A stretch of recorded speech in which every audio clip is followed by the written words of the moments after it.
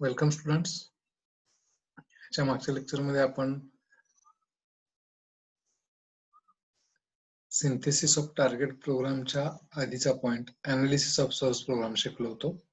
या लेक्चरमध्ये आपण सिंथेसिस ऑफ टार्गेट प्रोग्राम आणि त्याच्याबरोबर phases and passes of language processor हे आपण शिकणार आहोत. सिंथेसिस ऑफ टार्गेट प्रोग्राम मध्ये दोन ऍक्टिव्हिटीज येतात. पहिली ऍक्टिव्हिटी त्याला म्हणायचं मेमरी अलोकेशन, दुसरी ऍक्टिव्हिटी त्याला म्हणायचं कोड जनरेशन. तर मेमरी अलोकेशन म्हणजे काय, तर creation of data structures in the target program, आणि code generation of target code. मग ते कशात आहे तर आपल्या एक्झाम्पल मध्ये आता बघणार आहे आपण असेंब्ली लँग्वेज मध्ये. आता कोड जनरेट कसा होतो बघा. %_ Profit equal to profit into 100 divide by cost price semicolon. या पर्टिक्युलर एक्झाम्पल साठी कोड जनरेशन कसा होतो बघा. याला म्हणायचं assembly language. whatever is written here is nothing but assembly language. पहिलं स्टेटमेंट आहे move R A register comma profit. Move R A register comma profit म्हणजे काय होतं, प्रॉफिटची व्हॅल्यू ए रजिस्टर मध्ये जाते. या प्रॉफिटची व्हॅल्यू ए रजिस्टर मध्ये जाते. त्यानंतर प्रॉफिटला 100 ने मल्टिप्लाय करायचं आहे. So next statement is mult A register comma 100. So 100 with content of a register is multiplied. So profit into 100, the result of this particular profit into 100 is now in a register. Next is whatever is this result divided by cost price. So div a register comma cost price. So this the result of this final statement, final RHS is in again a register. Next is move m a register comma percent profit. Now this move m will move the value from register to the memory location.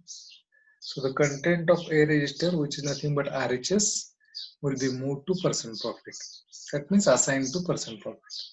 So this is the code which is in assembly language. Now to execute this particular assembly language code, there must be some data type for profit, cost price and percent profit. So after few statements, percent profit DW1, profit DW1, cost price DW1 is nothing but what? DW reserves one word of memory. One is the length of these particular variables: profit, cost price and length. Now why this is called as length?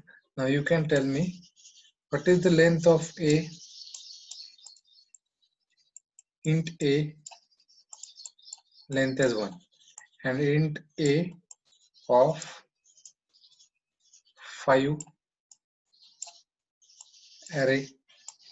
int a of 5 ह्याची length किती? ह्याची length आहे 5. तर array घेतला की length 5 होते जर इथे साइज 5 दिली असेल तर. अदरवाइज सिम्बॉलची लेंथ किती असते? 1 असते. तर या केस मध्ये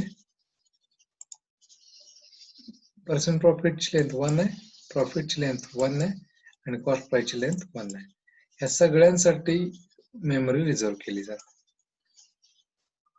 I hope you clear the point की या पर्टिक्युलर स्टेटमेंटचं असेंब्ली लँग्वेज कोड कसा जनरेट होतो. So this is called as code generation.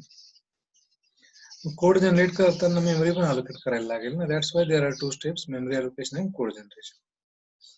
आता हा कोड जनरेट केला, त्या मागच्या स्लाइडच पुढे आहे. मूव आर म्हणजे काय, मूव एम म्हणजे काय, डीडब्ल्यू म्हणजे काय, हे आताच मी डिस्कस केलेलं आहे.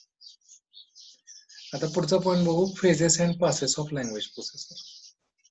आता मागच्या एक्सप्लेनेशन नुसार अनालिसिस फेज, सिंथेसिस फेज आणि मागचं एक्सप्लेनेशन आणि डायग्राम जर बघितली तर आपल्या असं लक्षात येईल की एक स्टेटमेंट घ्यायचं, अनालाइज करायचं, सिंथेसिस करायचं आणि टार्गेट प्रोग्राम मध्ये कन्वर्ट करायचं. असं होत नाही आपल्याला, असं आपल्याला वाटतं.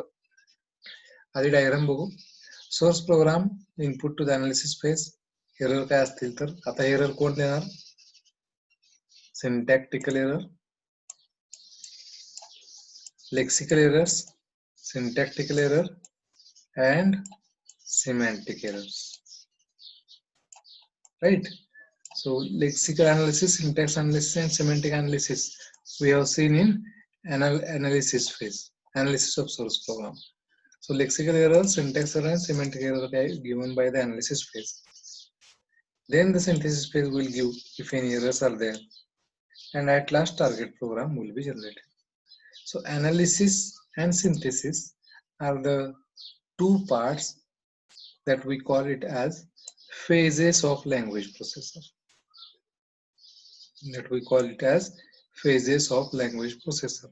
Passes of language processor we are not able to see in this lecture.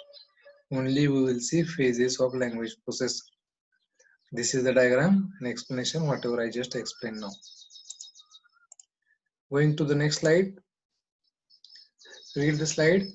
The language processor diagram gives the impression that the language processing can be performed on statement by statement basis. That is, analysis of source program is immediately followed by synthesis of target program. But असं होत नाही. जसं दिसतंय असं होत नाही. ते कसं होतं ते आपल्याला बघायचंच आहे. पण हे असं स्टेटमेंट बाय स्टेटमेंट होतच नाही, कारण हे ट्रान्सलेशन मॉडेल आहे. स्टेटमेंट बाय स्टेटमेंट होत नाही, त्याचे दोन कारण आहेत. त्यातलं पहिलं कारण आहे फॉरवर्ड रेफरन्स आणि दुसरं कारण आहे issues regarding memory requirements and organisation of language processor. Language processor कुठे ठेवायचा नेमकं? ऑर्गनायझेशन मीन्स मेमरीमध्ये कुठे ठेवायचा, सेकंडरीवर ठेवायचा, प्रायमरीवर ठेवायचा, आणि याचे इश्यूज मेमरी रिक्वायरमेंटचे आणि फॉरवर्ड रेफरन्स असे दोन प्रॉब्लेम आहेत. आता हे दोन्ही बघू. पहिला बघू forward reference problem. Forward reference problem म्हणजे काय? तर आता तुम्ही या स्लाइड मध्ये बघताय आणि आपण जे एक्झाम्पल बघितले ते पण बघताय. प्रॉफिट यूज केलंय, पण प्रॉफिटचा टाईप कधी दिलाय? इथं दिलाय.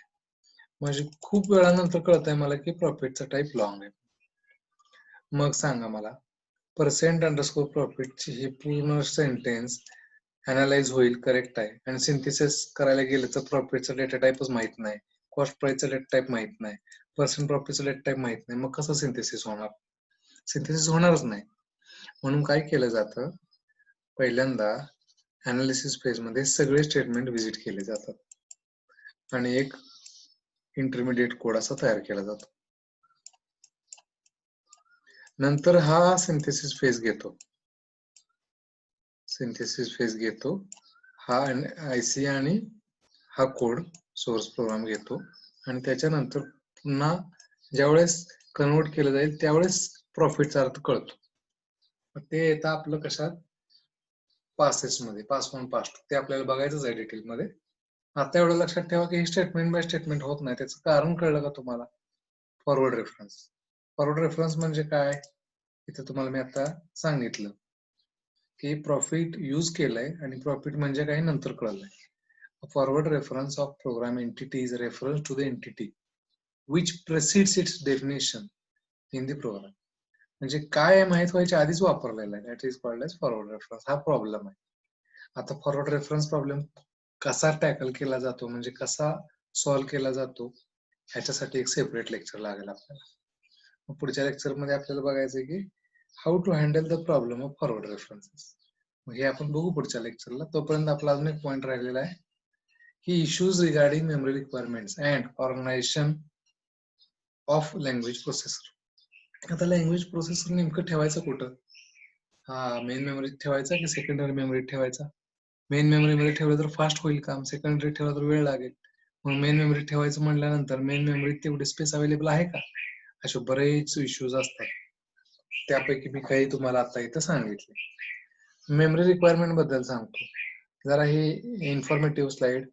आता मला सांगा, इंट ABCDEFGH आहे.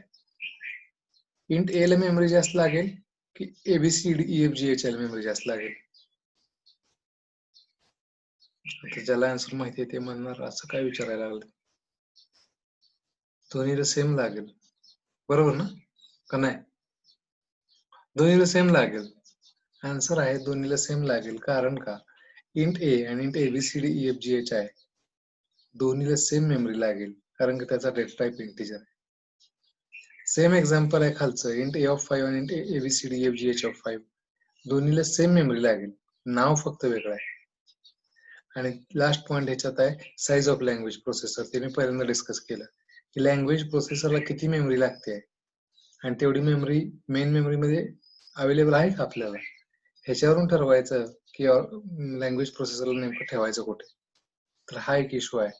फॉरवर्ड रेफरन्स हा एक इश्यू आणि issues concerning memory requirement and organisation of language processor हा एक issue.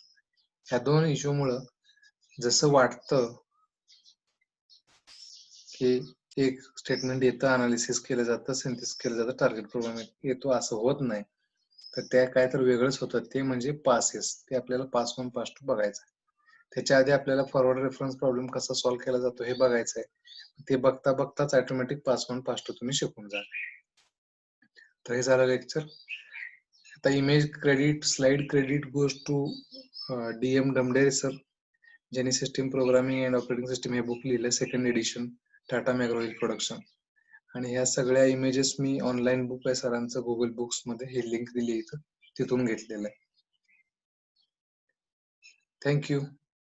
I hope you understood this. Blog वर जाऊन तुम्ही ह्या PPT डाउनलोड करू शकता. डिस्क्रिप्शन मध्ये मी ब्लॉगची लिंक दिलेली आहे. We will meet in the next lecture. Thank you very much.